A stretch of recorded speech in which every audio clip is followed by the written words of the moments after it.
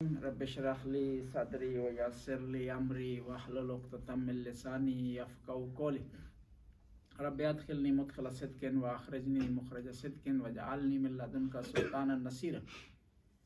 امام زین العابدین کی دعاؤں میں سے ایک دعا ہے دعائے مکارم الاخلاق، صحیفہ سجادیہ میں یہ 20ویں نمبر پر ہے، اور اس دعا میں امام نے 20 دفعہ صلوات کا تکرار کیا ہے، 20 دفعہ ریپیٹ کی ہے صلوات، اور پھر ہر صلوات کے صلوات کے بعد جو ہے وہ ایک جملہ دعا کا یا 2 جملے دعا کے ارشاد فرمائے امام زین العابدین۔ پہلے بھی عرض کر چکا ہوں کہ صلوات کہنے کا 2 مقصد ہیں، ایک اس کا عبادی مقصد ہے، دوسرا تاریخی مقصد ہے۔ عبادی مقصد یہ ہے کہ صلوات کے ذریعے دعا قبول ہوتی ہے، امام دعا ارشاد فرما رہے ہیں، صلوات پڑھ رہے ہیں، ہمیں سکھا رہے ہیں کہ جو بھی آپ دعا مانگنا چاہیں تو اس سے پہلے ضروری ہے کہ آپ صلوات پڑھیں۔ دوسرا مقصد اس کا تاریخی ہے کہ کیونکہ صلوات میں محمد و آل محمد کا نام لیا جا رہا ہے، اس لیے وہ دشمن جو کہ محمد و آل محمد کے نام کو مٹانا چاہتا ہے وہ کامیاب نہ ہو سکے۔ اور پھر یہ ہے کہ یہ دعا امام نے اس وقت ارشاد فرمائی ہے کہ جب زمانے میں معاشرے میں ایک قسم کی گھٹن تھی، کوئی بھی اہل بیت کے حق میں نہیں بولتا تھا، اہل بیت کا نام نہیں لیتا تھا، اہل بیت کے نام پر نام نہیں رکھتا تھا۔ حتیٰ کہتے ہیں کہ ایک آدمی شام میں آیا تو اس کا نام علی تھا، لوگوں نے پوچھا کہ تمہارا کیا نام ہے، ڈر کی وجہ سے اس نے علی نہیں بتایا، کہا اولی، کیونکہ اعراب نہیں ہوتا عربی میں نا، صحیح، تو اس نے کہا اولی۔ اور پوری تاریخ میں نبی کریم کی وصال سے لے کر کے ایک 70-80 سال تک کوئی آدمی اہل بیت کے نام پر نام نہیں رکھتا تھا۔ پوری تاریخ میں صحابہ کرام کی اتنی بڑی تاریخ گزری ہے، تابعین کی اتنی بڑی تاریخ گزری ہے، اہل بیت کے نام پر صرف ایک نام ملتا ہے، حسن بصری، یعنی لوگ ڈر کی وجہ سے اہل بیت کے نام پر نام نہیں رکھتے۔ تو اس زمانے میں کہ جب سارے اسلام سے پھر چکے تھے،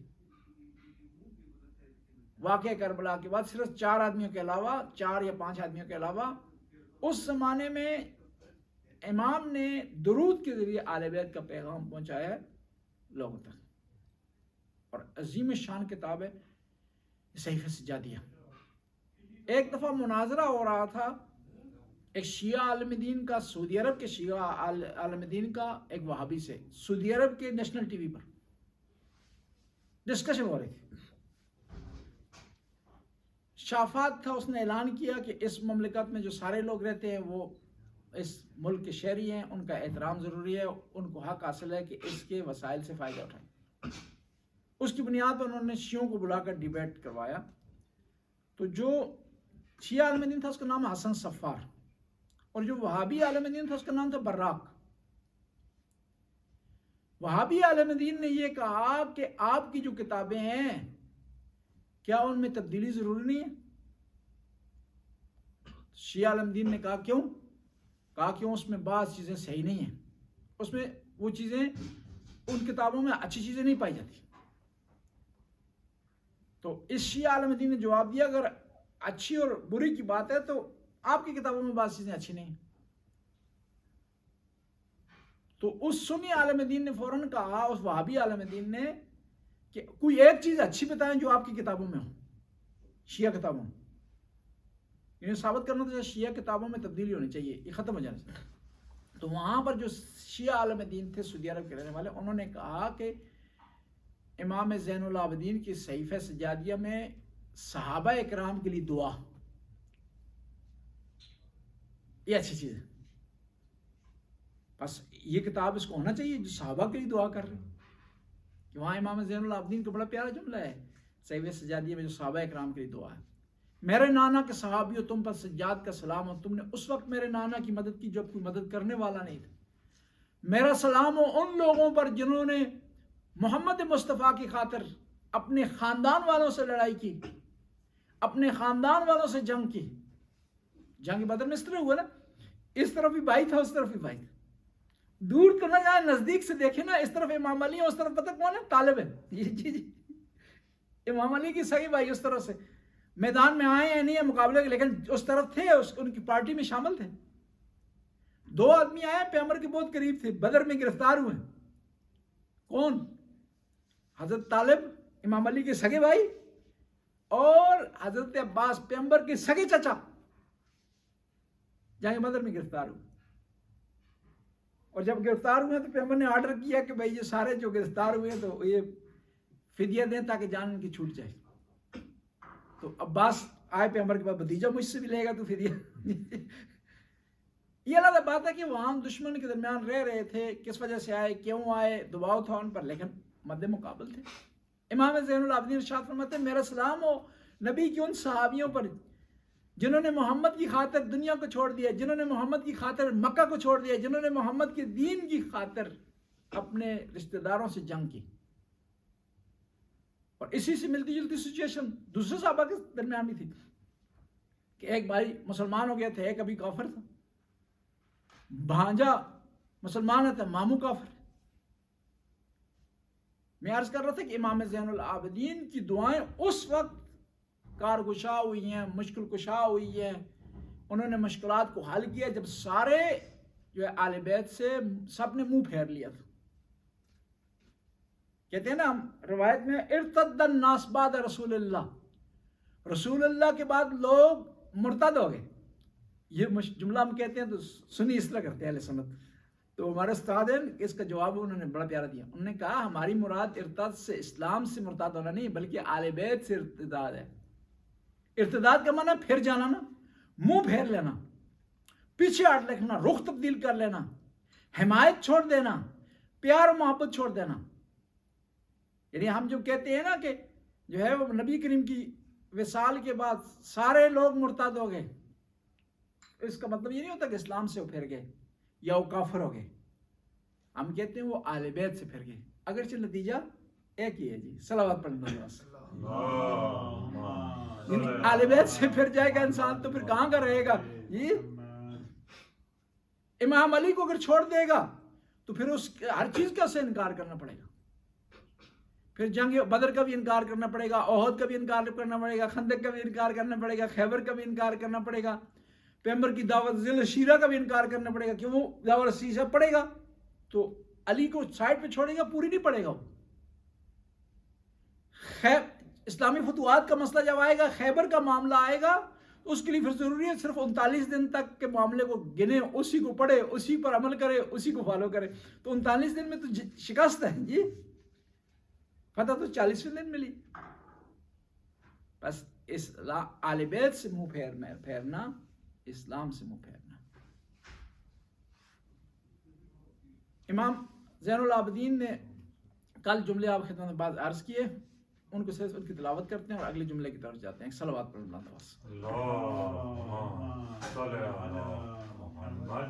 اللہم صلی علی محمد وآلہ وبلغ بایمانی اکمل الایمان واجعل یقینی افضل الیقین. خدایا میرے ایمان کو کمال تک پہنچا، وجعل یقینی افضل یقین، میرے یقین کو بہترین یقین قرار دے. وانتہی بنیتی الی احسن النیات، میری نیت کو بہترین نیت بنا دے.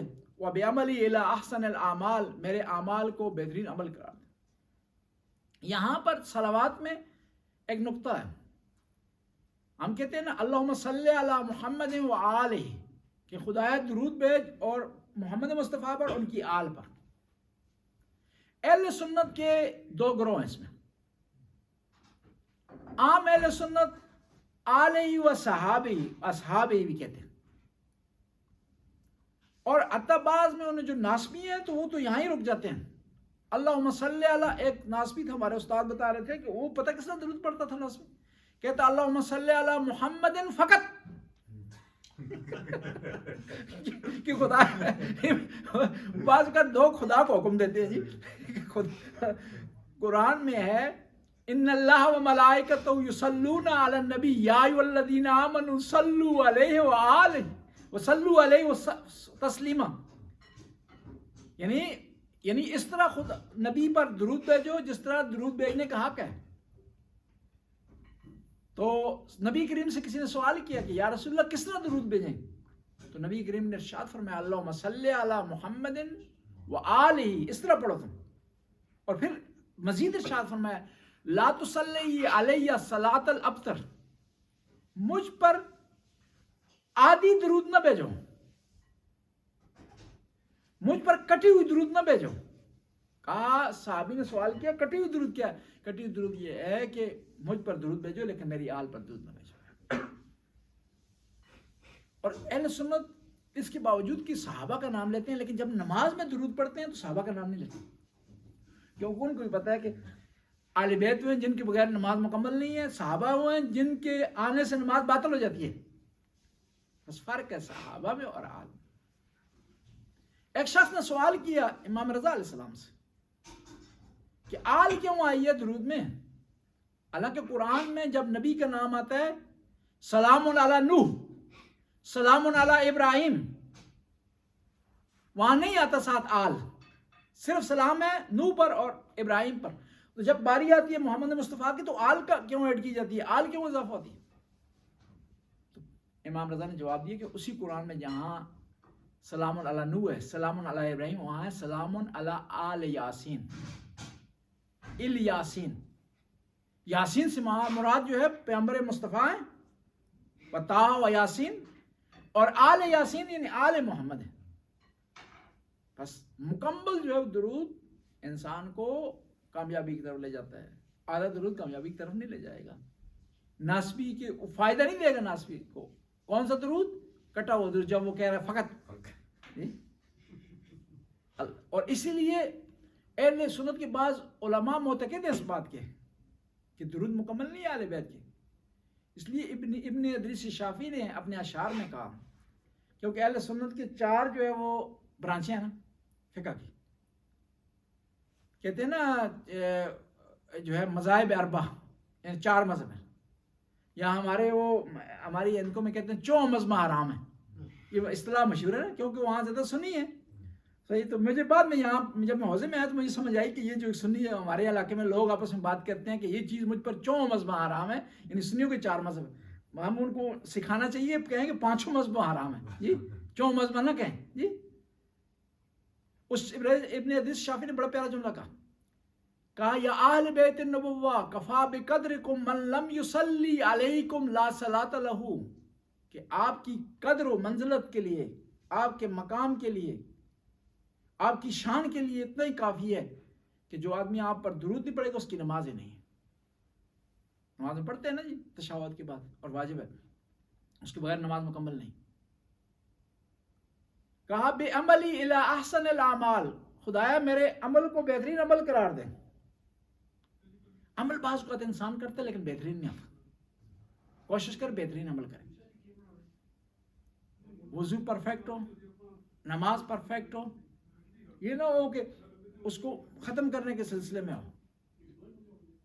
وہ ایک آدمی بڑی تیز تیز نماز پڑھ رہا تھا، کھٹک سجدہ، یہ رکوع فٹ فٹ فٹ کر رہا ہے جس طرح وہ جنگ پہ جانا ہے اس نے جی. تو ایک مولانا نے پوچھا کہ اتنی جلدی جلدی کیوں پڑھ رہا ہے؟ کہا جلدی جنت کی طرف جانا چاہتا ہوں. تو مولانا نے بڑا پیارا جواب دیا اس کو، کہا جس سپیڈ سے تم نے جو ہے وہ نماز شروع کی ہوئی نا، یہ جنت سے بھی آگے نکل جائے. جس طرح مشہور و معروف واقعہ نا ہمارے ذاکر پڑھتے ہیں، کہتے ہیں ایک آدمی احد کے میدان سے بھاگا، نام نہیں لیتے کون تھا، آپ سمجھ جائیں گے، تو وہ مدینے سے بھی آگے نکل گیا. آگے سے اس کی بیوی آ رہی تھی تو اس نے اس سے پوچھا بہن مدینہ کتنے ہے جی؟ اس نے کہا کہ بھائی یہ پہلے تو بہن نہیں، میں بیوی ہے تیری، ہوش کر کوئی. صحیح. دوسرا مدینہ پیچھے چھوڑ آئے جی. وہ بھی جو ہے سپیڈ سے نماز پڑھے جا رہا ہے کہ جنت میں جلدی جانا چاہتا ہے. سپیڈ سے نماز پڑھنے سے جنت میں کوئی جلدی نہیں جاتا.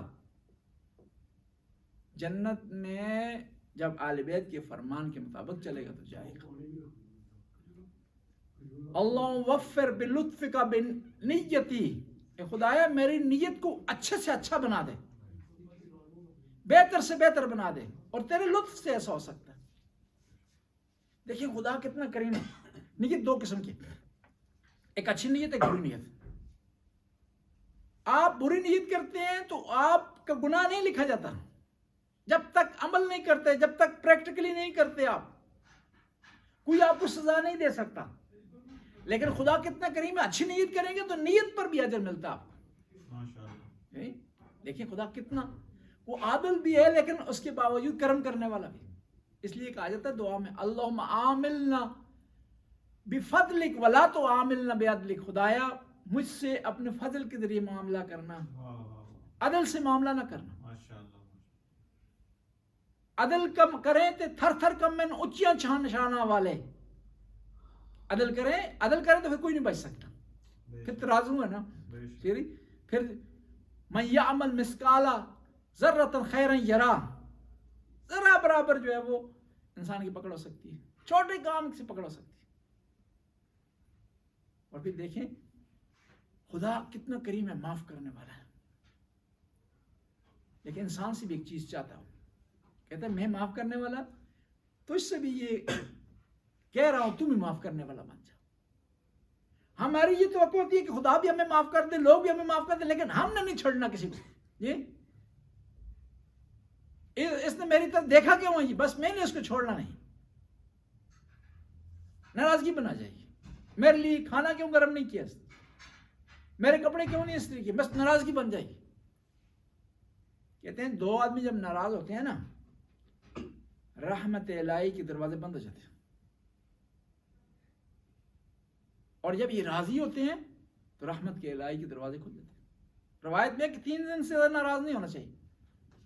اور ناراضگی کب بنتی ہے کہ انسان میں معاف کرنے کا جذبہ نہیں ہوتا، بخش دینے کا جذبہ نہیں ہوتا۔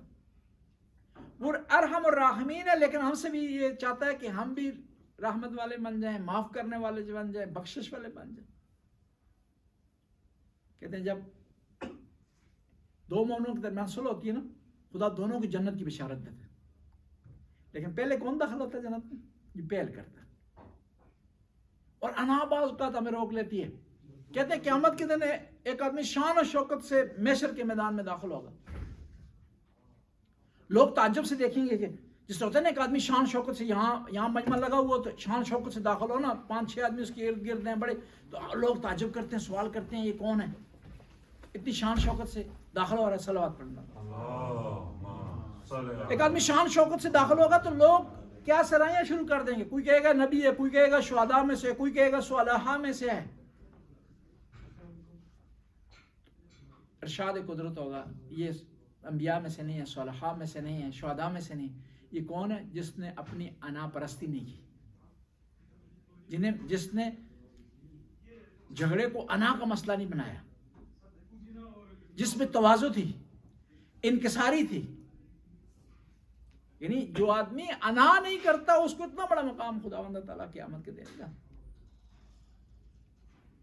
اور بعض اوقات معاملات بگڑتے ہی اس وجہ سے ہیں، فیملی میں، دوستوں میں، کہ انسان انا کا مسئلہ بنا لیتا ہے۔ وہ معافی مانگے گا تو تب جو ہے میں اس کے پاس جاؤں گا، تب میں صلح کروں گا، وہ بات شروع کرے گا۔ اور پھر ایک اور یہ کہ جب صلح ہو جاتی ہے نا تو فخر سے کہتے ہیں میں تو اس نے بولے ہی کوئی نہ جی، وہ خود آیا بولے، میرا یہ نہیں بولا تو نے گناہ کیا ہے بھائی جی، ہم نے اپنے معیار بنائے ہوئے جی، اور میرے سامنے تو کوئی بول ہی نہیں سکتا جی، کیا ہے بد اخلاق ہے تو اچھا کام ہے، کو فخر کر رہا ہے اس پر، میں اس تو بڑی کھریاں سنائی ہیں۔ اس لیے کہتے ہیں نا پنجابی، آپ کو پنجابی سمجھ آتی ہے؟ جی میں پنجابی ہوں۔ اچھا پنجابی ہیں، اچھا شکل سے آپ اردو والے لگ رہے ہیں۔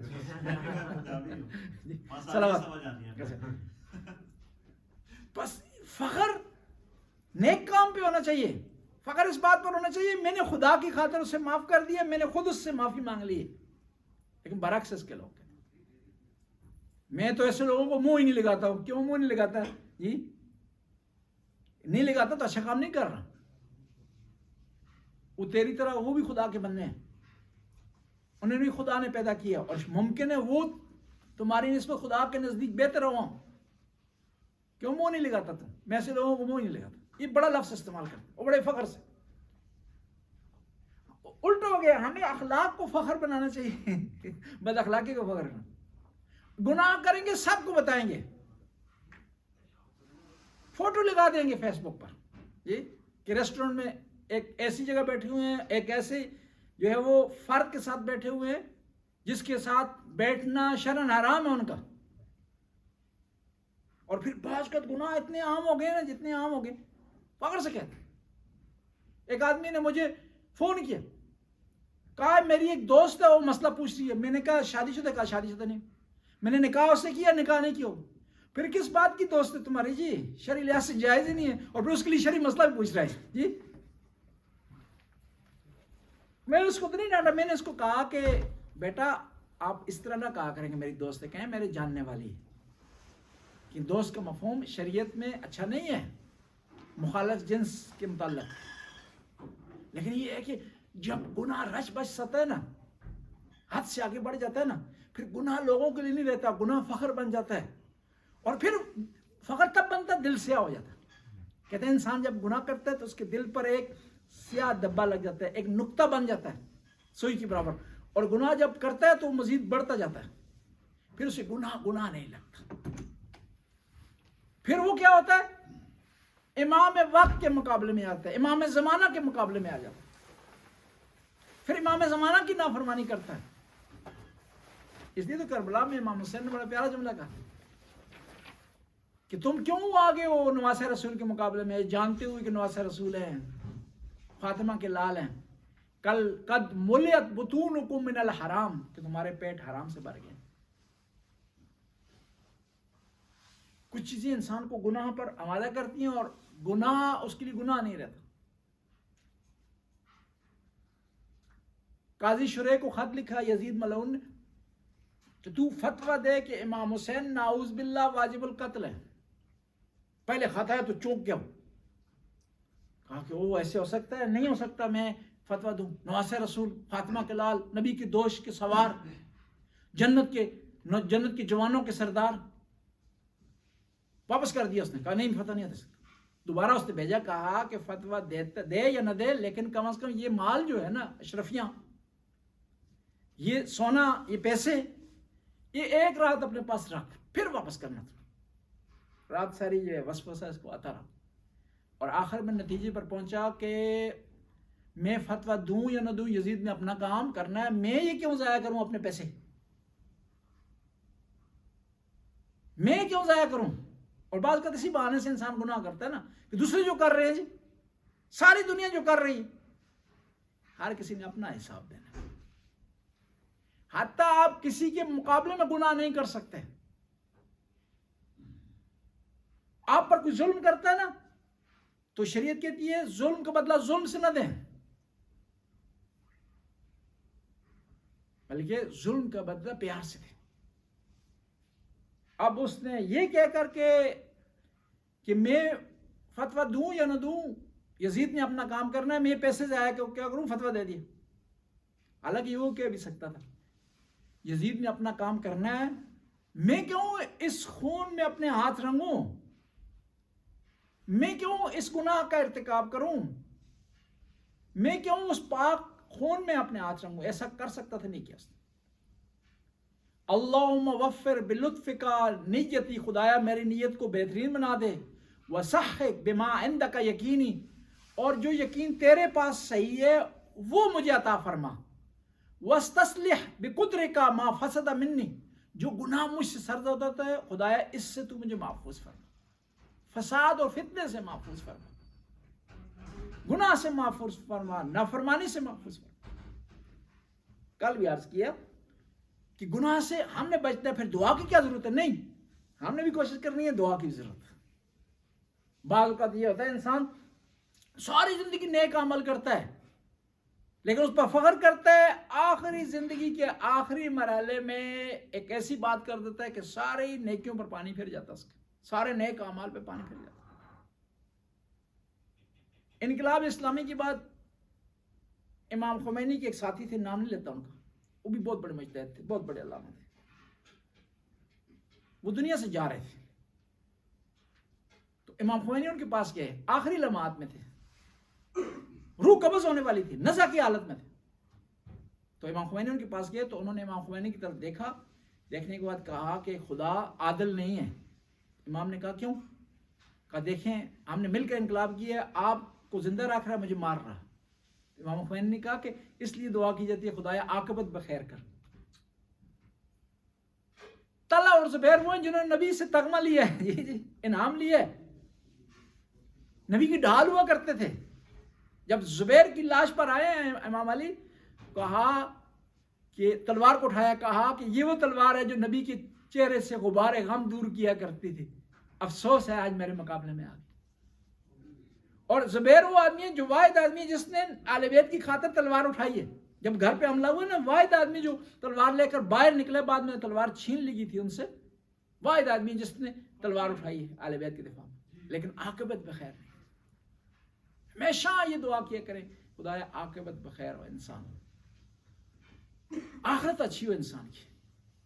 کسی لمحے میں انسان بھٹک سکتا ہے. بڑے بڑے نیک لوگ, اچھے لوگ, پارسا لوگ, لیکن زندگی کے آخری ایام میں بھٹک گئے. موسیٰ علیہ السلام کے زمانے میں ایک شخص تھا, بہت پرہیزگار تھا, بہت عبادت گزار تھا, بہت نیک تھا. وہ ایک دفعہ عبادت کر رہا تھا, شیطان اس کے سامنے آ گیا. اور شیطان بھی دیکھتا ہے نا انسان کی کمزوری, اس کمزوری کے مطابق اسے ورگلاتا ہے. مسجد میں مبارکہ میں کبھی بھی وہ شراب کی بوتل نہیں لے کر آئے گا, یہی پتہ اس کے باہر سے توڑ دی جائے گی. یہاں کیا کرے گا, غیبت کے معاملے میں یہاں ہمیں ایکٹیو کرے گا, حسد کے معاملے میں یہاں ایکٹیو کرے گا, ریاکاری کے معاملے میں یہاں ایکٹیو کرے گا. شیطان اس کے سامنے آ گیا, یہ عابد کے سامنے. فضا میں اس نے عبادت کرنا شروع کر دی. یہ نیچے عبادت کر رہا تھا, تو ایک دفعہ عبادت اس نے مکمل کی, دیکھا کہ ایک آدمی فضا میں عبادت کر رہا, اور آواز دی کہ تو مجھ سے بھی بڑا عابد ہے, یہ کیسے اس جگہ پر پہنچا, میں تو زمین پر مشکل سے عبادت کرتا, تو فضا میں کر رہا ہے. اس نے کہا کہ میں نے غلط کام کیا ہے, ایک بدکارہ عورت سے رابطہ کیا ہے, اس لیے میں اس مقام پر پہنچ گیا ہوں, اس لیے میرا درجہ بلند ہو گیا. اس نے کہا پھر میں کیا کروں, کہا تو بھی اس طرح کر, پہلے یہ غلط کام کر اور پھر توبہ کر, تو تیرا مقام بلند ہو جائے گا. کہا میں تو جانتا نہیں, اس فیلڈ میں ماہر نہیں ہوں کہ کہاں سے ایڈریس ڈھونڈوں. جی اس نے کہا وہ میں دے دوں گا, کوئی مسئلہ نہیں ہے, میں دے دوں گا. ایڈریس اس کو دیا. تو اب یہ عابد, پارسا, نیک آدمی, عبادت گزار آدمی اس بدکارہ کے دروازے پر پہنچ. ٹھک ٹھک ٹھک. لوگ جو گلی میں دیکھ رہے انہوں نے سمجھا یہ تبلیغ کرنے جا رہا ہے آج, جی اس عورت کو تبلیغ کرے گا اسلام کی طرح, کیونکہ وہ لوگ گمان بھی نہیں کر سکتے تھے کہ ایسے کام کے لیے جا. دروازہ کھٹکھٹایا تو وہ عورت بھی گھبرا گئی کہ آج مجھے نصیحت کرنے کے لیے کوئی آیت سنانے کے لیے آیا یا حدیث سنانے کے لیے آیا. جی وہ گھبرا گئی. اس نے کہا نہیں, گھبرانا نہیں ہے, جس کام کے لیے عام لوگ آتے ہیں میں بھی اسی کے لیے آیا ہوں. اس نے کہا خدا کا واسطہ تو اس کام میں نہ پڑ, یہ گناہ ہے, غلط کام ہے, منہ اپنا کالا نہ کر. بہرحال بات چیت ہوئی, آخر میں اس عورت نے اس کو پلٹایا تو وہ عورت کے خدا نے گناہ معاف کر دیا کہ ایک نیک آدمی کو غلط راستے پر جانے سے اس نے بچا لیا. یعنی شیطان اس طرح وارد ہوتا ہے. مشہور و معروف ایک واقعہ سناتے ہیں علماء کہ ایک آدمی نماز شب پڑھتا تھا, تو ایک رات کو بھول گیا, تو شیطان اس کی خواب میں آ گیا اس کو اٹھانے کے لیے کہ بھائی اٹھ نماز شب پڑھنی. کہا تم کون ہو, کہا میں شیطان ہوں. کہا تو کیوں آ گیا, کہا تم بھی عجیب لوگ ہو, نیک لوگ جو ہوتے ہو, جب اچھا بھی کرو تو پھر بھی تم نے اعتراض ہی کرنا. جی تمہارا اچھے بھلے کے لیے آیا ہوں. اب بعد میں اس آدمی کو محسوس ہوا یہ کیوں کہ یہ جو نماز شب پڑھنے والا آدمی تھا یہ فخر کرنا شروع کر دیا تھا, اس نے تکبر کرنا شروع کر دیا کہ میں نماز شب پڑھتا ہوں. جی اور آج نہ پڑھتا تو اس کا سر جھک جاتا اور عاجزی اس میں آ جاتی. یہ جو نماز شب پڑھ رہا تھا وہ بھی خدا اس سے پڑھوا رہا تھا, خدا کی توفیق کی وجہ سے پڑھ رہا تھا. یعنی شیطان مختلف راستوں سے وارد ہوتا ہے. ٹائم ہو گیا جی, 1 منٹ رہ گیا جی, 1 منٹ رہ گیا, 32 میں 1 منٹ. اللہم صلی علی محمد و آل محمد وسلم علی محمد و آل محمد وبارک علی محمد و آل محمد وارحم محمد و آل محمد کافسلم صلیت وسلم وبارک وترحمت علی ابراہیم و آل ابراہیم انک حمید مجید وصلی اللہ علی جمیع الانبیاء والمرسلین. خدا اس قلیل سی عبادت کو قبول منظور فرما, ہمارے گناہوں سے درگزر فرما, نیک کام کرنے کی توفیق عطا فرما, برائیوں سے بچنے کی توفیق عطا فرما. اللہم صلی علی محمد و آل. یہ اذان کہہ دیں.